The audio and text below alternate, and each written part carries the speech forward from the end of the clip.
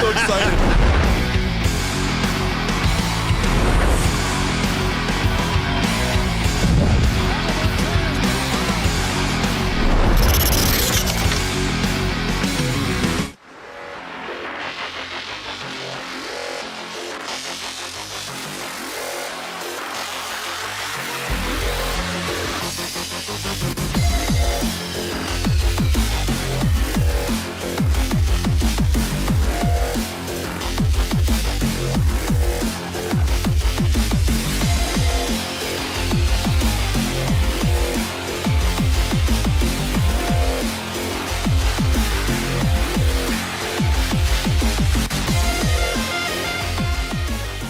It's time for Two Guys and a Goalie with Dustin Nielson, Matt Kassian, and the goalie, Joaquin Gage. All right, 12:04. It's Two Guys and a Goalie. If you're on TuneIn, if you're on iHeart, thank you very much for being here. Tell your friends how easy it is to stream EST all day, every day at EdmontonSportsTalk.com or any of those platforms. If you're watching over on YouTube today, hammer the thumbs up for Two Guys and a Goalie. Two Guys and Goalie today and every day. Brought to you by Sam and his crew over at GS Construction, where they are hiring now. GS is looking for experienced pipe layers, operators, top men, superintendents. All you have to do is visit gsconstruction.ca. Slide on down. You'll see a link to click if you're looking for work. GS Construction, serving your community for over 50 years. Gager has been threatened. He is not allowed to talk about the third goal because on EST Afternoons today, Hernan wants to break it down. What do you guys call that segment? What's the segment called? What? Highlights, lowlights. Highlights, lowlights. Sorry, guys. Highlights, lowlights. Well, I think that goes as a lowlight for the game last night. It's a highlight for the Flames.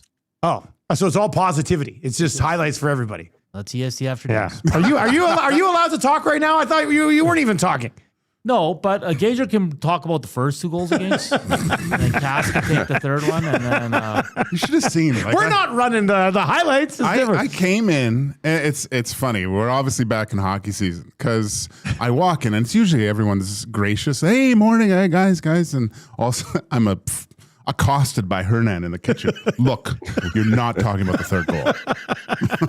He told me today he was laying on the couch out in the chill zone, and I'm walking by. I'm coming out and taking a leak. I'm walking by him. He goes, "Hey, Gager is not allowed to talk about that today on Two Guys and a Goalie." I can't believe I've gagged Here's orders. what's wrong about that, though. Here's what's wrong about that. Okay. Here's what's wrong about that. Justice for two guys. No wonder we don't get nominated for for anything. Two Guys, exactly. No wonder we don't get nominated for anything. Here I am. Tommy got me sick through the microphone yesterday. Somehow, digitally, I was got going me to say, sick. you sound like you're a little stuffed up, Cass.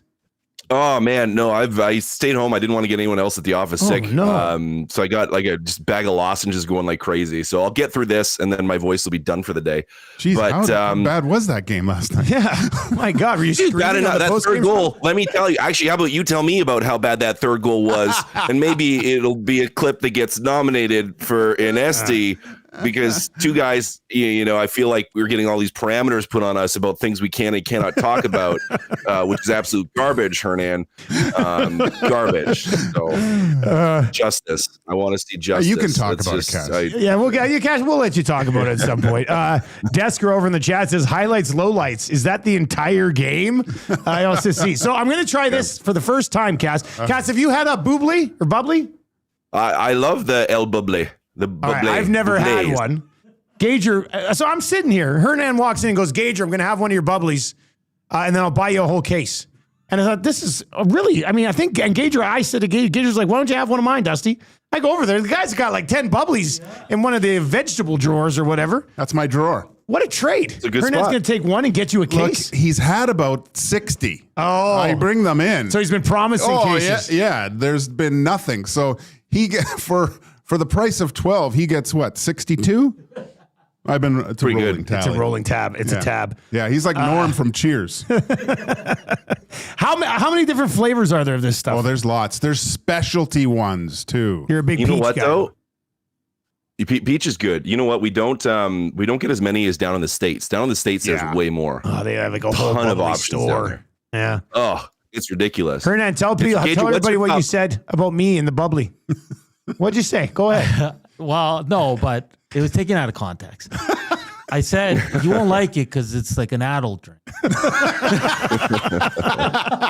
No sugar. Well, you like spiced rum. That's Well, an adult. I'm trying it. I'm trying it. I'm going to try it. Like, Hernan is right. Gage, Things I drink are milk, which is a children's drink, and then spiced rum. Like, those are the only...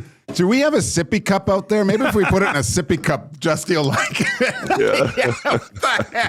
The two handles, yeah, the two handles.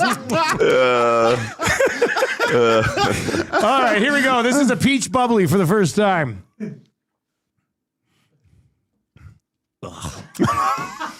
This is gross. I mean, what are we? told you. Why do people like these things? This is disgusting. There's nothing in it. Like, what is this? You don't like peach? How did this become so popular? It's if you like peach, don't you like peach drink? No, I don't. I mean, What about I've when you had go to- peaches sometimes? I love the song. soda water. No, I don't do soda. That's what this tastes like. It feels like it's that's what soda Well, it is. Soda It's water. flavored soda Yeah, water. Yeah, Bubbly. Bubbly water. It's not flatty. So here's the thing. Here's how we break through. Gage, I got a plan. Here's how we break through. We have to start getting Dusty. Like, he can't just try it once. It's like next week we have to make him try it again. Once, Cass. I'm saying you gotta commit to trying it like once a week for Can I like try 2 a to 3 different weeks. flavor? Yeah, we'll get a different flavor for you. Oh man. I like this. Jen over on the chat says they're gross. It tastes like static, if that's a thing. And that's a good point. It does kind of taste like what I think static would taste like. Well, See, don't but wrap here's your the thing. It's mouth like- around electricity, I would say to that. Yeah. But I love the bubbles. That's why it's bubbly, right? Bubbly. I love the bubbles. They're tingly. It's nice. It's not sugar, so I can get that carbonation hit without having to down like however many tablespoons of sugar and But you high drink fructose things corn just syrup. for the carbonation feeling? Yeah, you don't like beer? Do you Sometimes, drink yeah. a lot of beer? I'll drink 6 o'clocker lagers, apricots, the odd blue moon. Like this is But I'm not close sitting to it. around. This is Well, I as close- shotgun like 3 pilsners. You on get that Tuesday, same so- feeling. This is 'cause- close to an apricot. This is nothing even remotely close to an apricot. I said have close. Have you had an apricot? Come on, Gager. I need a beer to cleanse this palate. Trev, bring me a beer. Trev, bring me a beer there. Bring me a beer. This is You guys are. You guys are I don't sick. know. In the what bubbly flavor would Dust? Like I'm worried because Is there a raspberry? Is there a strawberry? Yes. Yeah, Is there some sort of pop Look, there's a raspberry right there. That's what I was. That's what I was Lime, hoping. lime flavor. lime. You don't like Oh, that. you're having Raspberry one right right there. now, Cass. Oh, The man, that's raspberry the right worst. there. But I But the like worst, the you don't even bubble. know. Caster 1990 says, I'm not a fan. It's a flat, flavorless drink. Like, there's very not limited flat, flavor it's here. If you're bubbly. going to put flavor in something, crank it up a notch. You're like, oh, man. But that's peaches hit me in the face. I don't want a bunch of peaches off my face. No, I just the whole want point it is to subtle. have it subtle. Yeah, it's subtle. It's not supposed to dominate. It's supposed to complement and be subtle. Still waiting for that beer from Gager, Trev. Adrian, you know which ones were really good? I don't know if you had them. Were like the pineapple coconut ones. My brother-in-law went out and I think he bought every single case in Edmonton because his basement is full of them still. And good. those were out like 2 years ago, right? And They're so I've good. tried other ones, but it's essentially a pina colada, right? Yep. They are so good. If you put rum in that thing, that is quite the drink. Quite the drink. Mm. All right. Well, thanks for trying this. All right. Thanks for making me try it. Gage, you want me to put it back in the fridge? You can have it later. Sure. Well, I have to say, I'll give him credit. Hernan was right. Hernan was right. Hernan, if Trev's out there, can you have him bring me a beer for goodness sakes? Or a 2 Hoots hard iced tea. I don't know if we have any of those in the fridge. it's in the second level. I just rearranged the fridge. The 2 Hoots? I rearranged the fridge. You did. Tell me about this. Well, I just alphabetically and color. No, you didn't. All right. All right. Now that Hernan's gone, how bad was that goal that Skinner allowed, Gager? He'll run back in here. Tackle me. Slap me upside the head. All right, let's get into it. Cass, last night, it started really well. All right, McDavid's got a couple of points early on. You get the power play going. They get 2 power play goals. And I thought Knobloch made an interesting point on his postgame when he was asked, where did it go wrong? He instantly, right away, before the question was even done, he's like, turnovers. We were looking after the puck. Then we stopped looking after the puck. And I don't care who the opposition is, Cass. If you stop looking after the puck, it's going to hurt you. Oh, yeah. Yep. 2 hoots tall. And it started that first goal. That first goal was because of that, right? It's Darnell Nurse tries to go 1-on-3 and beat a guy with a toe drag through his legs. Like, that's a turnover. When it's like, well, you could have get angled off, eat it along the wall, wait for help, chip it in, like whatever it is. And I know it's a lucky bounce on the other end off of Phillips' skate. But yeah, turnovers that crushed you. That gave Calgary the momentum because now you had a bad turnover and then Calgary gets a lucky bounce and all of a sudden there's some life there. They get another, I don't even know if I want to call the Zary goal a lucky bounce. It was a great play by him, waiting and just not enough on the camera angle with too many bodies and arms. Sure felt like a high stick though, didn't it, Cass? But it's where the puck connects with the stick. It's not where the rest of the stick is. And so like you couldn't, and on the camera angles I saw, I just didn't see a definitive angle that was like, no, that absolutely was above the crossbar. If it was called no goal on the ice, it probably would have stayed no goal because there wouldn't have been enough to overturn it and make it a goal. So it's basically that one was whatever the call on the ice was going to be. That's what it was going to be. But yeah, turnovers for sure. Absolutely hooped them because it gave Calgary life back. But that first 32 minutes, guys, like they looked good. They looked really good. And not just the McDavid line, like the Philp line looked solid. The second line looked solid. Like they all had some jump. They all had some juice. And one of my favorite things is they didn't really give up any grade A chances.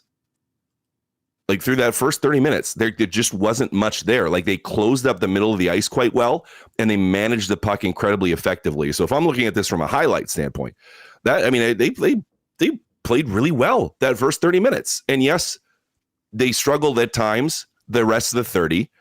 Second half of the game should not have let Calgary back in it, but there are some still good things that they did.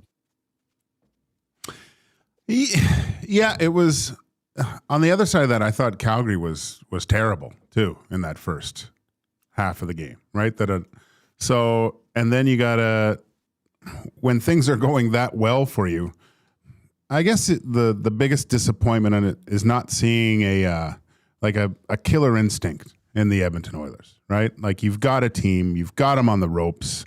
Why it's the first game. You should have enough jump to finish them off and make it like you did a few years ago when you hammered them. What was it, 6-0 in that game or whatever? McDavid has a hat trick. It just sat back and we'll be fine. And then what happens? You know, you get the lapses. Darnell Nurse completely out of his character to try to beat 3-on-1 and trying to beat guys. Like that game went from a solid NHL type game for the Edmonton Oilers to a summer league shinny game for the Edmonton Oilers. Everyone was trying stuff, and even on that third goal, which I'll get to 1-3 on ESPN. No way. We got to get. You know what? I don't know if Hernan's listening, but today before Hot Takes, you did actually talk about it already. So the cat is already out of the bag, right? Is that what it is? The cat's out of the bag? It's a cat. You put 40% of the blame on that one on Bush. I did. Which I thought kind of reeked of former goalie. Cass. That is former goalie. What happened to Cass? Cass, where are you? I got rid of him. Because I could still hear him. Yeah, you can hear him. We can hear you. I don't know. It all of a sudden decided on my settings to turn the camera off. There you are. You're back. Just did it by itself. Hey, is that too much of an old goalie move to put 40% of it on his defenseman? Absolutely, that's too much of a goalie move. That's like 10% Bush. 10? If that. What did he do? It's on now. He didn't do a thing. What did Bush do? He went to help at the front of the net with a bouncing puck, realized there was pressure, went to the corner for an out. A corner, he went right beside him. He was right in front of him. He should. Because it's a bouncing puck. And if Bouchard is standing there because he feels pressure, that should indicate to Skinner that he should freeze it. And I defend Skinner all the time. And I will continue to when I feel it's justified and warranted. But not on that goal. Not on that goal. Like, you're not going to. Was it poor communication? Yes. Should he have just released the corner? Maybe. But Skinner should have recognized that there was all kinds of heat coming and just froze it. No problem. That's what I thought too. I said this. Like there was pressure right on Bouchard. Like you were going to give it to him there anyway. Yeah, so if there's pressure on it, it's going. You're not. No, you're not going to go to treat him like he's a defenseman. Go veer off. Right. You're saying Bouch should have veered off. Don't bring. You're saying just Bouch's presence is what's. Yeah. Don't you see the play? It's going to your goalie. Go to an outlet. Give him an outlet to give it to him. Don't just skate right towards him with your stick going, hey, what are you going to do with it? I don't know. What do you want with it? I do imagine that being a pretty good Bouch voice.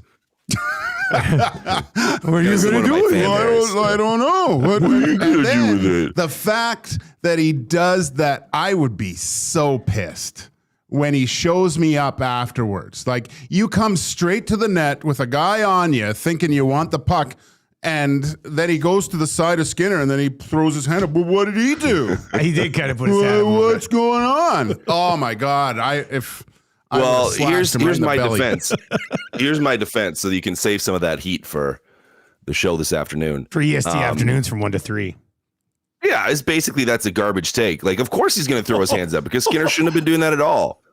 What are you trying to do? What are you trying to do if you're Skinner? Okay, so Skinner allows a screenshot the 10%, and Bouchard's in front of him. Should he put his hands up and go, well, I was screened by Bouchard? Yeah, he should. You want him to show him up like that on the ice? The 10% fault that Bouchard had was getting too close to him, right? That's the 10% fault.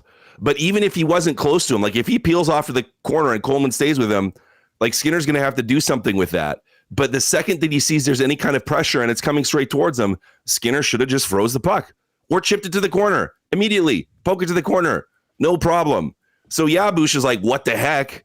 I understand that reaction because it was a huge what the heck moment. Like, what are you doing? Listen, 10% Bouchard, 90% Skinner. And I am a big Skinner apologist. I will continue to be when it's warranted, and I will continue to say things that aren't great when they're not great. That was beyond not great. That was very, very poor. But that's, you know what? It's just because you're a goalie, Gager.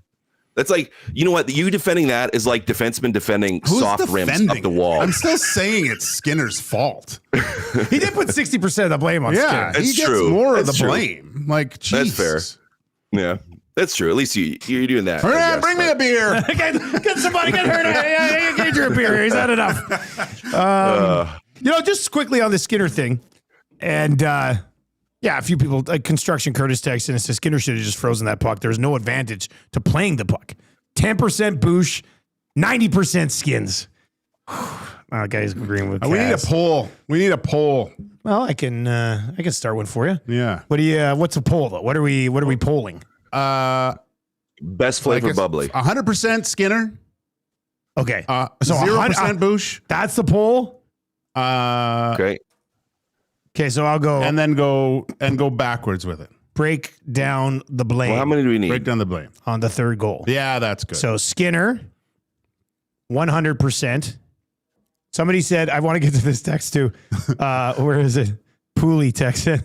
It says, LOL. Bouch has Fred Armisen's voice from the Californians on SNL. I took the I-95. I took the QE2 to the Henday, over to Rabbit Hill Road, down to 23rd. Then I went down to White Mud, back over to Wayne Gretzky Drive, and I wasn't even close to Rogers Place. That's why I didn't play the puck.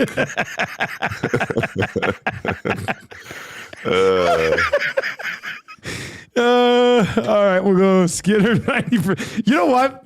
That was the Californians were in an era where I wasn't into SNL that much. Yeah. So I didn't watch the Californians live. I kind of got onto it later, just on YouTube and stuff. Yeah. And man, that was a pretty talented group. Yeah. The bit was ridiculous. It was so funny. But it became pretty popular, didn't it? Like Fred Armisen's hilarious in that.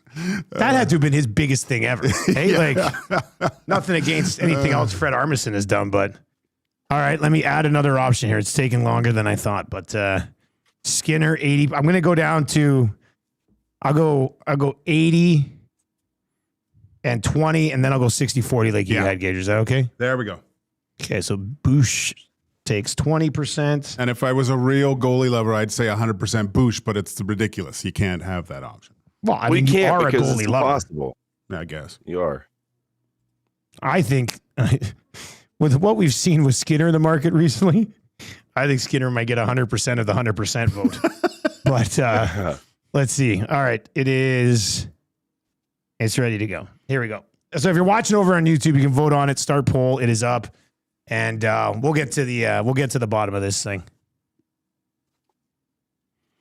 I'd probably have to be okay. So outside of that goal, okay, Gage, let's goalie lover here. What'd you think of the rest of Skinner's game last night? I thought it was pretty good, right? I thought he was under control. A typical Skinner game, but to be completely honest, when I looked down at the other end, I could see why they extended Wolf so early. Yeah. He is he's fun to watch, isn't he? Dude, as a goalie lover. He's perfect. His positioning was, he got beat by some good shots, which is going to happen. But I mean, when you can make really highly skilled NHL guys solo one-on-one in breakaways, and I'm going to use two examples. The one he stopped Connor on and the Savoy one. Most, like, I would have been in the corner looking for my jockstrap, right? Like, most guys would be on the other side of the ice. Whereas he's, you're going to go back that way? Sure. Oh, back that way? No problem. And he's not the biggest guy. How he is able to be sliding one way and instantly go the other way. And go the other way. And he might, I don't know how, he's what, 5'10", maybe? He's not a big guy. He's not big, but he covers so much net. And I was telling Tommy in our kitchen discussion. There's a nice little kitchen meeting. Yeah, it was a little. It was good. Reed was in there too. But I equated it to one goalie in Stuart Skinner that is was blessed with, his size, his ability to be big in the net up to that point. Block pucks. Yeah. And then you look down at the other end, that you have a guy that's had to learn, how is he going to be successful? He's an elite skater, first of all. Like you mentioned, the back and forth stuff, Dusty. He is always in control on the ice, even in positions where, man, you have to be so strong and core strength that way to stay upright and move back and forth. Kind of not the same type of movement, but kind of like Jonathan Quick back in the day. That's interesting. He could do the same thing. And he's only 6'1", he's a little bit bigger, but same type of thing. His skating ability allowed him to get out of situations at times. And I think Dustin Wolf will be in the conversation for the Vezina this year. He's a phenomenal talent. What do you think of Wolf, Cass? You probably don't love him as much as Gager did, but No, but I do. Like he was, I will say, he was thoroughly enjoyable to watch. Very, very athletic. Does move very well. There was that one, I think it was going wide anyways, but that one shot, I think it was was that Bouchard in overtime? I think from the little blocker, the left save? hash mark area, the low blocker push across, like where he sprawled out across. It was Bouch. That was Bouch. Yeah.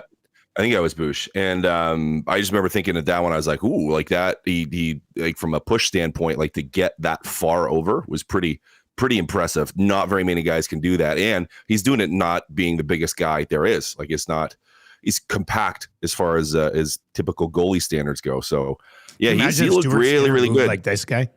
No one would ever score. Well, but there's there's barely anybody that moves like that. You know like what, Cass? When Gager was talking about the way he moves, I was thinking the exact same thing that you just said. Like, I get it. There's a big like gulf between the way Wolf moves and the way Skinner moves. Like massive. But I'm not even too sure how many goalies guys in the league. Like how many goalies move like Wolf moves? Vasilevsky. Not very many. Like Carey Price when he was healthy. No.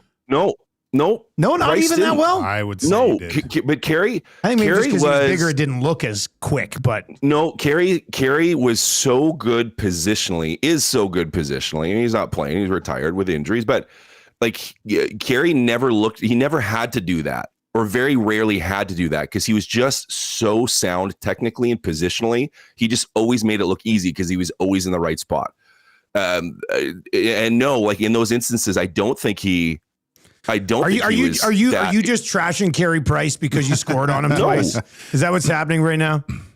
No, I'd be talking him up, if anything, right? I'd be talking about how he's the best to ever play, and only the best people to ever play the game can score on him. No, I did score on him a whole bunch, but I played against him for a lot of years in junior and then pro. And like, again, like he was very different. He was very different. He wasn't moved better than most goalies, though, didn't he? Yeah. Well, yes. Okay. Yeah. Well, yeah. Again, like you're talking like top 5 guys in the league, right? Like, because you have to look at the separation, because you have goalies like you have Connor McDavid's, right? Where like there's a separation between Connor McDavid and other guys that are also really good. And for Dustin Wolf, like when you watch him move like that, you're kind of like, okay, well, he moves better than most guys out there. Even the other goalies that are the best in the world, he's going to move better than most of them. That's just his skill set. That's like when we watch Connor, we're like, yeah, he can do things no one else does. Well, if you have a goalie that the combination of size and athleticism and flexibility and, just physics, like they can do that. Well, yeah, there's going to be able to do things that other goalies can't do, or it just is going to look cleaner or more exciting. All right, that's the goaltender conversation. Andrew, the accountant, had texted in, and if you're listening on TuneIn or iHeart or EdmontonSportsTalk.com, you can text us. Andrew, the accountant, says, after today's episode, Tuesday's show is just going to be one guy and a goalie, and then Thursdays will just be 2 guys, and that's and that's it after this conversation today. Okay, let's talk about this McDavid and Draisaitl penalty killing. Cass, you take the floor on this one first. Do you like that? Yeah, no. Well, I like it in a tie game late in the game. Sure, like I'm all for that. Like in third period, and it's tied, and you're going to be killing till the end of the game. Great, go for it. Like if you're down, great, go for it. Tie game earlier in the game, I don't necessarily love it. Now, what I think the mindset is behind that is you're trying to keep those guys involved, because there's like, if you're rotating through lines and you're making sure you're getting other guys out there too, obviously playing McDavid and Draisaitl more, but let's just say, it was just about McDavid and Draisaitl's turn to go, and you just ran through the other 3 lines. So the other 3 lines each had a shift, because you were getting McDavid and Draisaitl ready for the end of the game and that end of the game push and for overtime. And all of a sudden you take a penalty. And so instead of being able to send them over the boards, you're like, okay, well, now I'm going to have to put out penalty killers, and McDavid and Draisaitl now are going to be sitting there for 5 or 6 minutes plus whatever before they get out there in overtime. And you're kind of looking at that going, well, I know they can kill penalties. I know they can be a threat on the penalty kill. So it makes sense that I could use them in this situation to get them on the ice. So I'm totally on board with it at the end of periods. Sure.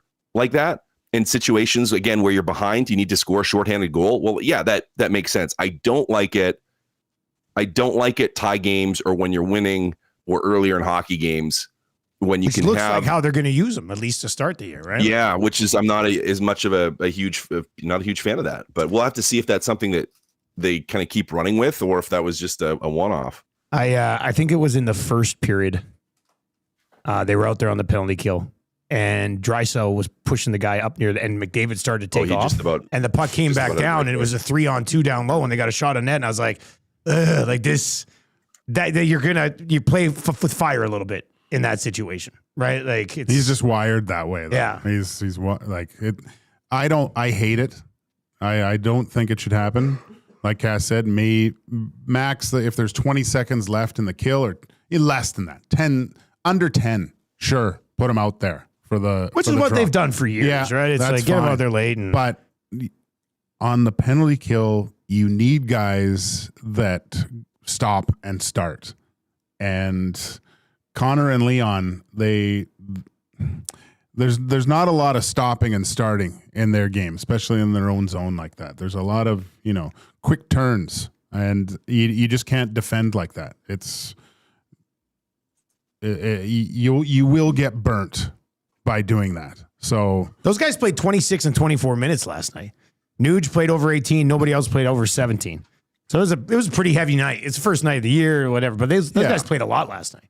yeah, let it buck on the first night. I don't care. Yeah. But again, this is when you get into a bunch of guys being grocery sticks on the bench and just, they might as well just untie their skates and have some popcorn, because in a penalty-ridden game, if there's tons of power plays, tons of penalties, there's guys that aren't going to see the ice. I think it needs to be, you have to find someone else to do most of the power play, whatever that looks like, or the penalty kill. Sorry, Try to get those out there. Yeah. All right, it's Two Guys and Goalie is brought to you by GS Construction. They are hiring now. Visit their website, gsconstruction.ca, for more details on that. If you were watching over on YouTube today, you can hammer the thumbs up for us. If you were listening on TuneIn or iHeart or at EdmontonSportsTalk.com and you would like to take part in the show, you can text us at 780-218-9999, 780-218-9999. Saskatoon Muncher is in and says, as much as there was bad last game, I thought there was quite a bit of good. Lots of new pickups in the offseason, good initial impression at least. We will see how things play out in the long run. I like that transition. Gager, what was the best thing you saw from the Edmonton Oilers last night? Yeah, I guess it would just be the first, within that first 30 minutes, their puck movement, you know what surprised me a little bit? It seemed Connor was more willing to shoot the puck a little bit more. Like he was coming off and trying to rip it on the offside. I didn't mind Tomaszek, in front. There's obviously something there. His backhand pass to Leon, a lot of guys would just try to. It was good because he did it once, and on the next time he tried to go short side shelf. Tuck it, yeah, right. yeah, So yeah. obviously That was in overtime on the overtime power play. That was a good try, great save by Wolf again. But it was kind of.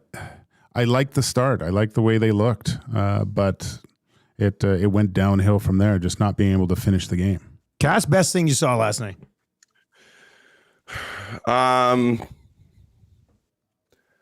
Best thing I saw was this capacity, and maybe it was just Calgary wasn't very good, but their capacity to play a game that protects the middle of the ice when they're on.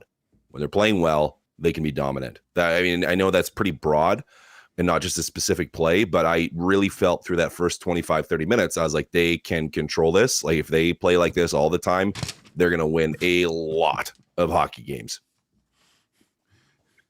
Sorry, I was making a funny joke with her. There was a fully agree with what you said, Cass. You know what? I had the ISO cam a little bit on Ekholm too. It looks like he's moving quite well, right? He definitely looked better than he did when he came back last year. So that's good to see. Absolutely. That was good. How long do you guys think Frederick gets on that top line? I was already making a call this morning. I'm a total overreaction guy. But I was like, if you're going to use Tomaszek on the power play, and he's going to be like fourth up in the pen, like they put him in, he was on the ice in overtime. Like they're going to put it, they seem to put him in some high leverage situations. I feel like you might as well just give him a look with those guys, but they've got Frederick there. I think the style that they hope he can play is why he is there. Not sure I've seen that working just yet. I think Tomaszek has better puck skills than Frederick, which you probably need to play with those two guys, but maybe I'm wrong. Cass, how long do you think the Frederick experiment lasts, and who do you think would be next up for Knobloch, who usually doesn't waste a lot of time giving his team different looks? Yeah. Depends on if they win or lose. If they lose again and Frederick isn't great, you're going to see a switch. McDavid and Draisaitl are going to be together, and you're going to see a switch. If they win, every time they win, they buy him another game. Maybe. But what am I pegging it at? If he plays like he did yesterday, he's only got 4 games there, and you're going to try Tomaszek in that spot, which is what I said was going to happen at the start of the season. He would be next up, right? Like, are we in agreement on that? I think so. Based on how he played.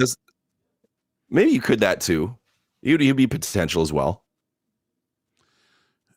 I just hope they kind of let it go for a little bit longer. You just want it to breathe a bit. Yeah. Because you think it will work? You're pretty confident in it? Or no, I watched some highlights of the Washington game, and I just see Tom Wilson. And Tom Wilson's a unicorn, man. Can Frederick be a Tom Wilson, though? don't want to say no because it sounds disrespectful, but I don't think anybody in the league can be a Tom Wilson. You know, He is a unicorn, right? Maybe Tom Wilson light. Maybe a Bubbly Tom Wilson.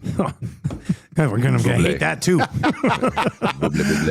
But I just saw where he goes and like he creates space for himself just because it's Tom Wilson too. He scored a nice goal. I just think that there could be something there for a big, tough, that type of presence on a line with Connor and Leon that would make it really scary. All right, you can chime in here, 780-218-9999. People are looking for some reaction to the signing that was announced during the game last night. So let's get to your Play Alberta number crunchers. If you've not yet downloaded the new and improved Play Alberta app, please do. And use the code EST50. You deposit $50. You get a $50 free bet, and it's been suggested to me on the Lock Shop that I start using these Play Alberta segments to promote the Lock Shop more, to eventually make it Show of the Year. So, yes, the Lock Shop presented to you by Play Alberta as well every day from 11 until 1 on Edmonton Sports Talk. Roslovic announces that he signed last night. It was an interesting situation. Basically, Bowman talked about it last night during the game, that they'd been talking to him in the summer, and I think he was obviously trying to get the most money that he could, which makes sense. Never came about. Changed agents. They've been talking to his new agent and saying, look, we still like the player, but this is all the money that we have. And I guess it sort of feels like Roslovic was just like, okay, the season has started.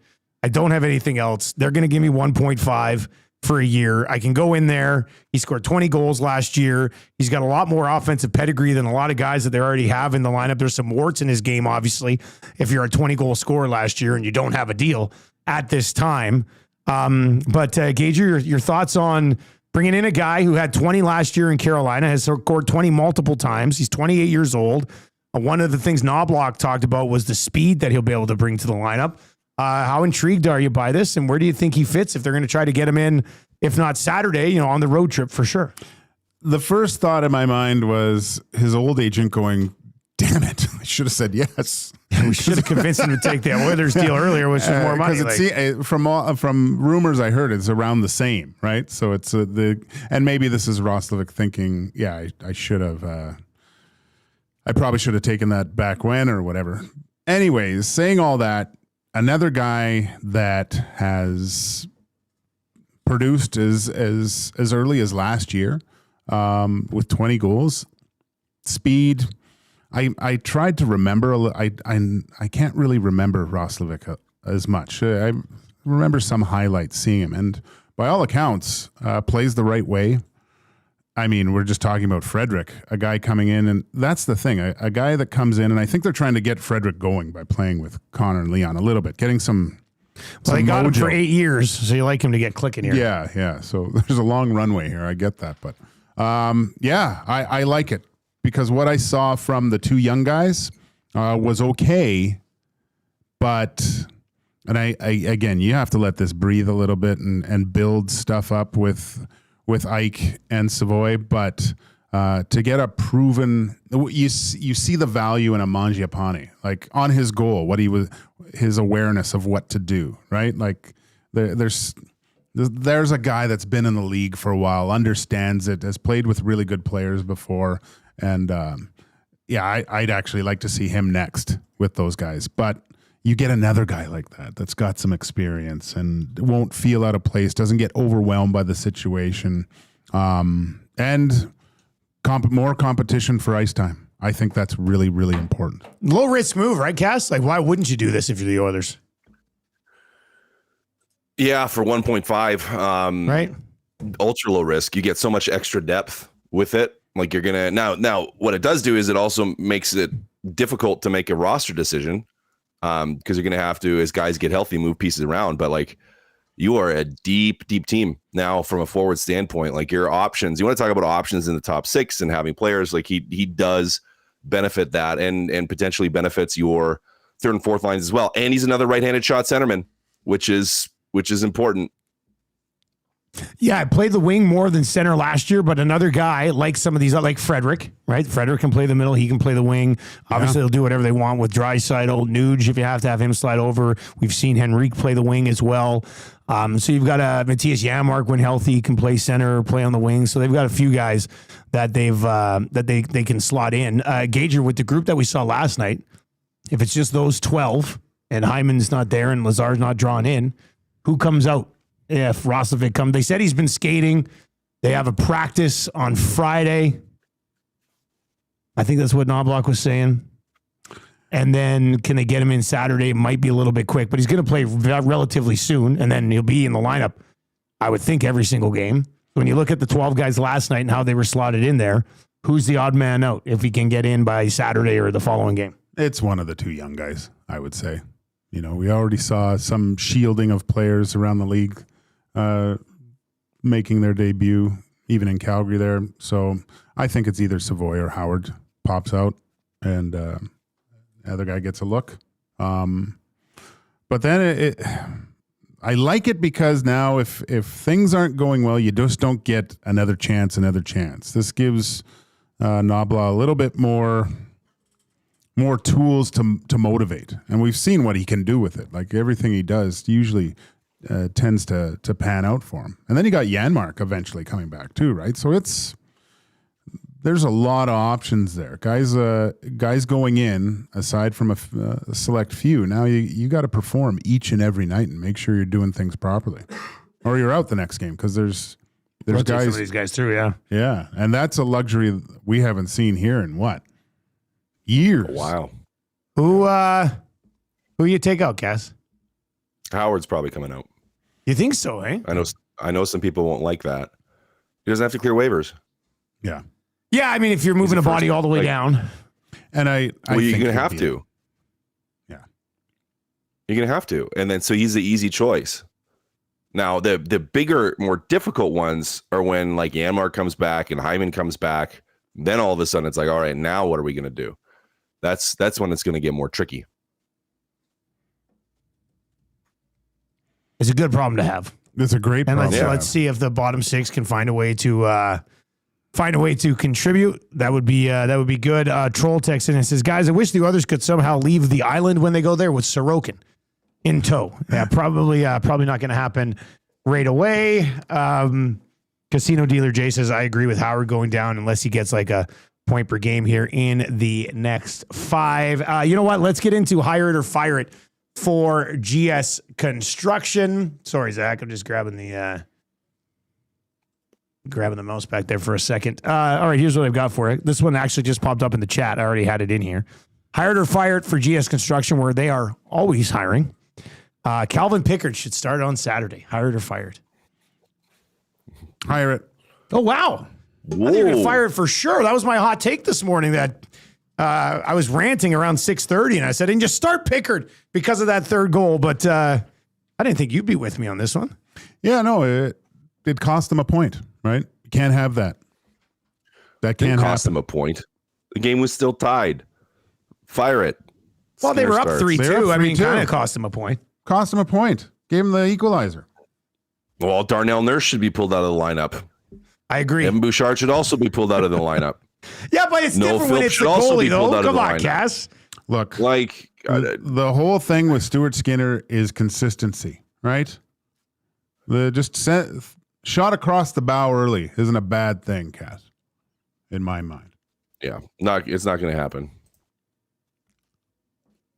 I'll probably agree. I agree with both of you. I would go to Pickard, but Cass is probably right in that it's not going to happen. I think he'd probably go back to Skinner, but I don't know. That was one of the worst things I've seen Skinner do over the last 2 years. Like, it's not even a stretch. Like, you left a puck right in front of your 5-hole with a guy right on the doorstep. Like, you can't make a bigger mistake than he made last night. So No. It's not like he had one that came through traffic and it squeaked through. I mean, this was just a straight up not aware of the situation. Bouchard could have grabbed it.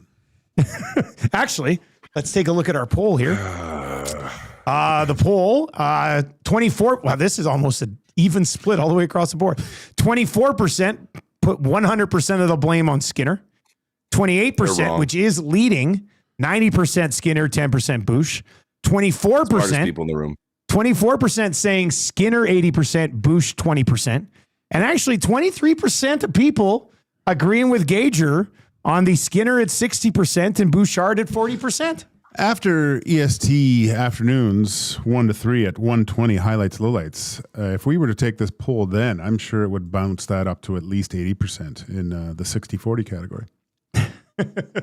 I do look forward to it.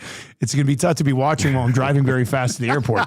But I plan on. What time does it say on your sheet that you're going to do highlights? I say 120. Well, did you just say that? Sorry, man. I was trying to get to the next question there. I have a problem with that sometimes.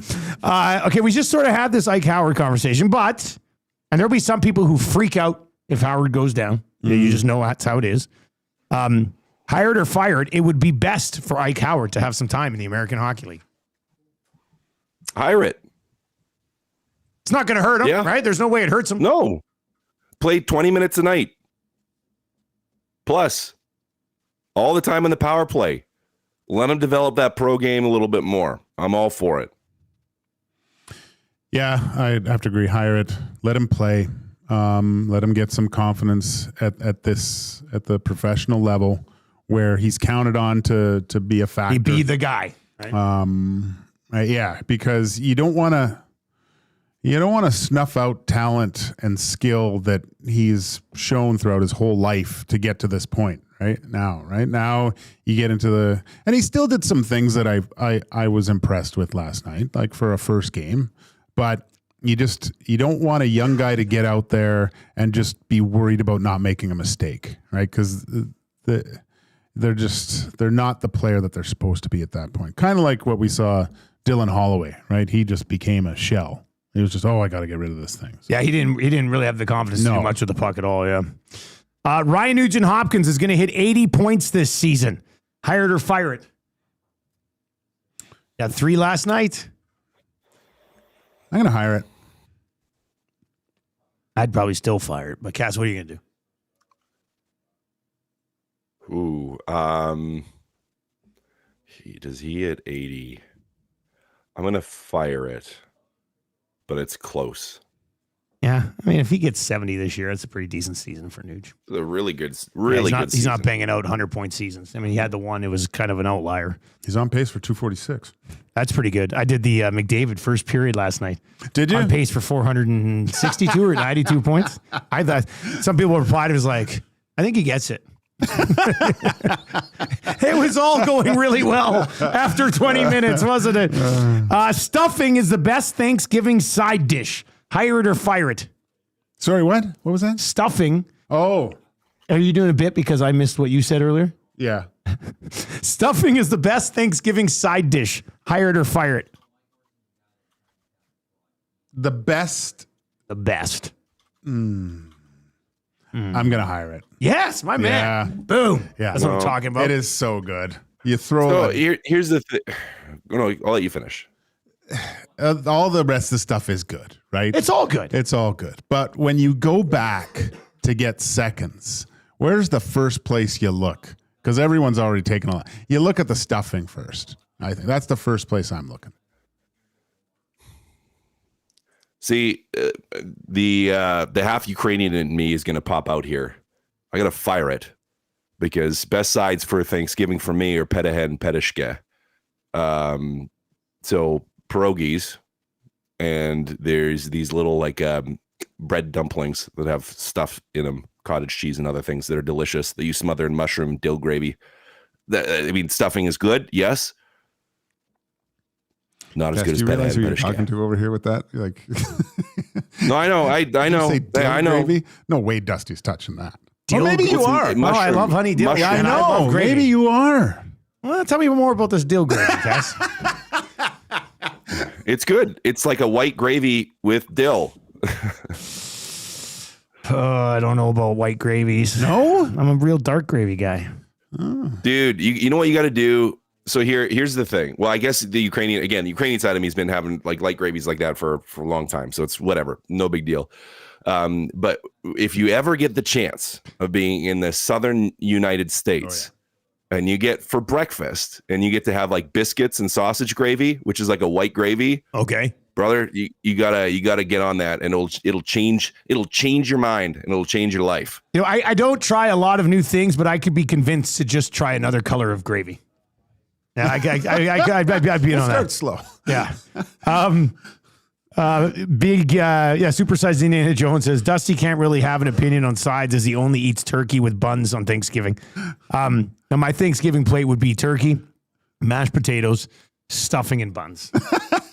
And if there's some steamed carrots, I'll mix it in just so I don't look like a weirdo. My son does that.